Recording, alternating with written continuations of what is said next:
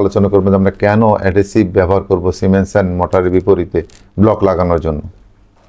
তো আমি বেসিক্যালি দুইটা জিনিস নিয়ে কথা দিয়ে গাঁথবো। সেখানে আমি কোন মর্টারটা ব্যবহার করব, সিমেন্ট স্যান্ড মর্টার নাকি আমার অ্যাডহেসিভ মর্টার। তো প্রথমে বলি সিমেন্ট স্যান্ড মর্টারটা হলো এমন জিনিস, একটা নির্দিষ্ট প্রপোর্শনে আমাকে সিমেন্ট দিতে হবে, বালু দিতে হবে, পানি দিতে হবে, মিক্স করতে হবে এবং প্রত্যেকটা জিনিসের কোয়ালিটিকে এনশিওর করে এবং প্রপোর্শনকে নির্দিষ্ট করে আমাকে মিক্সিং করতে হবে এবং এরপরে কিউরিং করার পর কিন্তু আমি আমার কাঙ্ক্ষিত ফলাফলটা পাবো।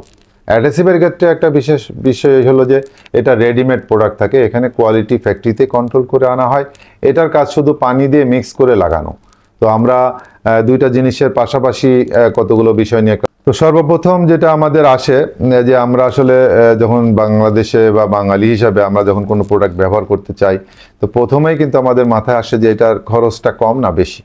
তো আমি আপনাদেরকে নিশ্চিত করছি যে আমার 100 একটা স্কোয়ার ফিটে যদি আমি একটা 180 স্কোয়ার ফিটের উপরে আমরা একটা স্টাডি করেছি, যেখানে পার স্কোয়ার ফিটের যদি সিমেন্ট স্যান্ড মর্টার দিয়ে খরচ করি তাহলে আমাকে 22 টাকা খরচ করতে হবে।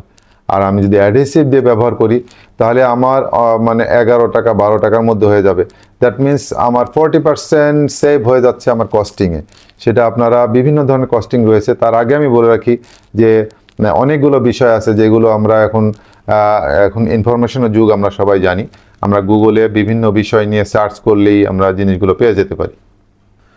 তো আমরা একটা বাড়ি করার সময় প্রথমে যে জিনিসটা আমাদের প্রয়োজন হয় সেটা হচ্ছে যে কতগুলো স্ট্রেংথ ক্লাস নিয়ে, আমি যে টেকনিক্যাল ইস্যু, এটা একটা কেমিক্যাল প্রোডাক্ট, সো এই প্রোডাক্টটার সুবিধা নিয়ে আমরা প্রথমে মাথায় আসবো। আমাদের যে ইঞ্জিনিয়ার সাহেবরা যারা আছেন তারা ভালো করে জানেন যে এখানে কতগুলো বিষয় কাউন্টিং করা হয়, যে একটা ইটের সাথে একটা টেনে ধরে রাখার যে ক্ষমতা, এই বন্ডিং স্ট্রেংথ, কম্প্রেসিভ স্ট্রেংথ, যেটা শেয়ারিং স্ট্রেংথ বা ফ্লেক্সুরাল স্ট্রেংথ, টেনসাইল স্ট্রেংথ, এই সমস্ত স্ট্রেংথগুলোর প্রত্যেকটাতে সিমেন্ট স্যান্ড মর্টারের চাইতে এটার ফ্যাসিলিটি অনেক গুণ বেশি এবং স্ট্রেংথ ক্লাস অনেক বেশি।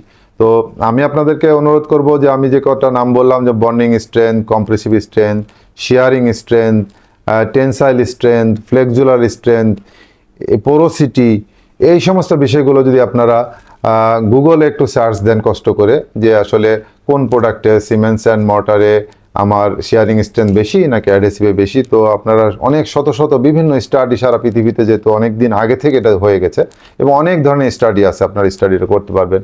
এবং কস্টিংয়ের ক্ষেত্রেও আমাদের অনেক ধরনের কস্টিং করে স্টাডি দেওয়া আছে। সেখানে আমাদের দেশে বিশেষ করে বালুর দাম কম হওয়াতে এটা 40% সেভিংয়ে আছে, অনেক দেশে এটা 50%-এরও বেশি সেভিং হয় যেখানে বালুর দামটা অনেক বেশি। তো আমরা এই দিক দিয়ে যদি আলোচনা করি যে আমাদের স্ট্রেংথ ক্লাস নিয়ে, বিভিন্ন ধরনের স্ট্রেংথ টেকনিক্যাল ইস্যু নিয়ে যদি কথা বলতে চাই, সেটা ইন ডিটেলে এই ভিডিওতে বলা সম্ভব না। আমি অল্প অল্প করে হয়তো বলে যেতে পারবো, বাট সবচেয়ে বেটার হবে সমস্ত ইন ডিটেল এবং কত এমপিএ থেকে কত এমপিএ আছে মর্টার, সিমেন্ট অ্যান্ড মর্টারে কতটুকু আছে, অ্যাডহেসিভে সব কিছু আপনার স্ট্রেট কাট পাবেন যদি পলিমার মডিফাইড অ্যাডহেসিভ হয়। এবার আমি পোরোসিটি নিয়ে একটা কথা বলি। পোরোসিটি হলো যে আসলে ভিতরে পানি ঢোকা ছিদ্র, পোরোসিটি হলো ছিদ্র কিরকম থাকে। সিমেন্ট আপনারা সবাই জানি যে সিমেন্ট আসলে একটা পোরোসাস আইটেম, এটা পানি চুষে নেয়। তো সাধারণত গিয়ে দেখা যাচ্ছে যে স্টাডিগুলো সারা পৃথিবীতে আছে, সেখানে অলমোস্ট 16% থেকে 27% পর্যন্ত পোরোসিটি সিমেন্টে পাওয়া গিয়েছে, যেটা অ্যাডহেসিভের ক্ষেত্রে, পলিমার মডিফাইড অ্যাডহেসিভের ক্ষেত্রে এটা লেস দেন 6%, 5%। তো এই ক্ষেত্রে যদি আমরা চিন্তা করি যে আসলে পানি একটা বিল্ডিংয়ের, যখন আমার যে মর্টার আছে এর ভিতরে পানি ঢোকা অর্থই যে অপর পাশে ড্যাম হয়ে যাওয়া, এই ঢোকার অর্থই যে আমার যে রডগুলো আছে বা অন্যান্য ম্যাটেরিয়ালগুলো আছে সেগুলো পানির দ্বারা আক্রান্ত হয়ে যাবে এবং কার্বন তৈরি হয়ে আমার জিনিসটা নষ্ট হয়ে যাবে।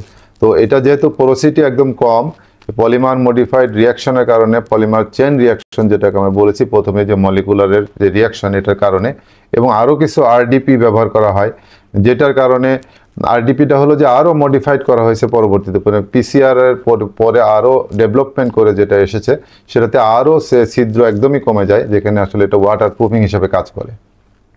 শ্রিঙ্কেজের কথা বলি, সিমেন্টের একটা ধর্ম আছে যেটা হচ্ছে যে শ্রিঙ্ক করে, কম বেশি হয়। তো শ্রিঙ্ক করার অর্থ হলো যে আমি সিমেন্ট দিয়ে দুইটা জিনিসকে আটকাচ্ছি, তো এখানে শ্রিঙ্ক যদি আমি গরমের সময় একটু ফুলে যায়, শীতের সময় একটু ছোট হয়, তো আসলে একটা টাইমে গিয়ে এটা ক্র্যাক করে। তো এটা হচ্ছে যে অ্যাডহেসিভ, যেটা হচ্ছে অ্যাডহেসিভের ক্যারেক্টারিস্টিক্স এরকম, এটা আসলে নন শ্রিঙ্ক আইটেম, এটা শীত গরমে কোনোভাবেই এর যে ক্যারেক্টারিস্টিক্স, এর যে স্থিরতা, এটা নষ্ট হয় না। এবার আমার ম্যাটেরিয়াল ইউজের কথা বলি। ম্যাটেরিয়াল ইউজের ক্ষেত্রে আমরা যদি সিমেন্ট স্যান্ড মর্টার দিয়ে কাজ করি সেখানে কমপক্ষে আমাকে 10 থেকে 12 মিলি থিকনেস দিয়ে কাজ করতে হবে। অ্যাডহেসিভের বিশেষ সুবিধা হলো এটা 2 মিলি থেকে 4 মিলি, আমরা যদি স্ট্যান্ডার্ড 3 মিলিও ধরি, একটা 3 মিলি থিকনেসে যথেষ্ট পরিমাণের স্ট্রেংথ চলে আসে। তার মানে কি আমার যে কস্টিং যে আমার এরিয়া সেভিং হলো সেটা অনেক দূর পরিমাণ। যেখানে আমাকে 12 মিলি করতে হতো, আমি যদি ওটা 3 মিলি করি তাহলে দেখেন 4 গুণ 5 গুণ পরিমাণ আমার যে 75% আমার যে ম্যাটেরিয়ালের ওয়েট, পুরো বিল্ডিংয়ে যদি আমি 75% আমার কম লাগে, যেখানে 100 ব্যাগ লাগতো সেখানে যদি 25 ব্যাগে কাজ হয়ে যায়, তো আমার পুরো বিল্ডিংয়ের ওয়েটটা কিন্তু কমে আসবে। যখন ফুল বিল্ডিংয়ের ওয়েট কমে আসলো তখন অন্যান্য ম্যাটেরিয়াল, কারণ এই বিল্ডিংয়ের লোডের উপর বেসিস করে কিন্তু রড, সিমেন্ট, ঢালাই সমস্ত কিছু ঠিক করা হয়। বলি একটা সিমেন্ট সেটিং করার জন্য কমপক্ষে 10 ঘন্টা সময় লাগে। অ্যাডহেসিভের ক্ষেত্রে এটা একটা কুইক সেটিং আইটেম, এটা আপনাকে 3 ঘন্টার মধ্যে অলরেডি 60% আপনাকে দিয়ে দিবে। 24 ঘন্টার পর্যন্ত অলমোস্ট 85 থেকে 90% আপনার সেটিং হয়ে যাবে। এবং এই 90% হওয়ার কারণে যে সুবিধাটা হয়, আমরা দেখেছি যে আমরা যখন ইট দিয়ে এবং মর্টার দিয়ে কাজ করি, মর্টার দিয়ে কাজ করলে আমাকে 4 ফিট 5 ফিট করে কাজ করতে হয়, করে এটাকে রেখে দিতে হয়, কিউরিং করতে হয় 5 থেকে 7 দিন, এরপরে সে কাঙ্ক্ষিত স্ট্যান্ডটা আসে। বাট অ্যাডহেসিভ কিন্তু কিউরিং লাগে না, এটা একটা নন কিউরিং আইটেম। কিউরিংয়ের ক্ষেত্রে আমার কিন্তু 5 তো পানি দিয়ে ভিজানো না ভিজানো উচিত, কারণ এটা পোরোসাস পানি টেনে নিতে পারে, যে কারণে এই নন সিঙ্ক এবং নন কিউরিং আইটেমটা খুবই জরুরি হয়ে গেছে। যেটা এরপর যেটা ময়েশ্চার রেসিস্ট্যান্ট, আসলে ময়েশ্চার সিমেন্ট তো জানি আমরা, সিমেন্টটা পানি অ্যাবজর্ব করে ও ময়েশ্চার টেনে নেয়, বাট এটা যেহেতু পলিমার মডিফাইড আইটেম, এটা কিন্তু আসলে ময়েশ্চারকে ঠেলে দূরে ফেলে দেয়। সো এটা ময়েশ্চার রেসিস্ট্যান্ট হিসেবে কাজ করে, ওয়েট রিডিউসিং হিসেবে কাজ করে।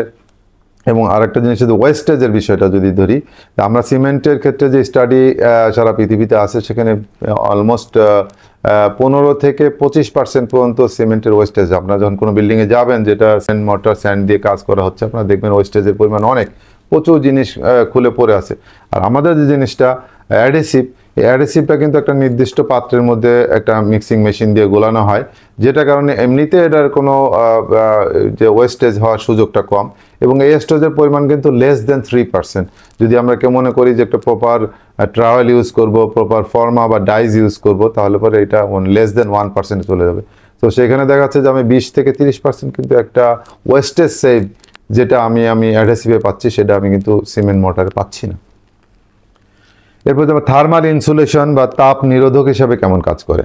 তো অ্যাডহেসিভগুলোর মধ্যে থাকে হচ্ছে যে পিসিআর থাকে, পলিমার মডিফাইড যে মর্টার এটা হয়, এটা আরডিপি থাকে, এখানে এক ধরনের গ্লাস ফাইবার থাকে, যেটার কারণে এটার ক্যারেক্টারিস্টিক্স এরকম।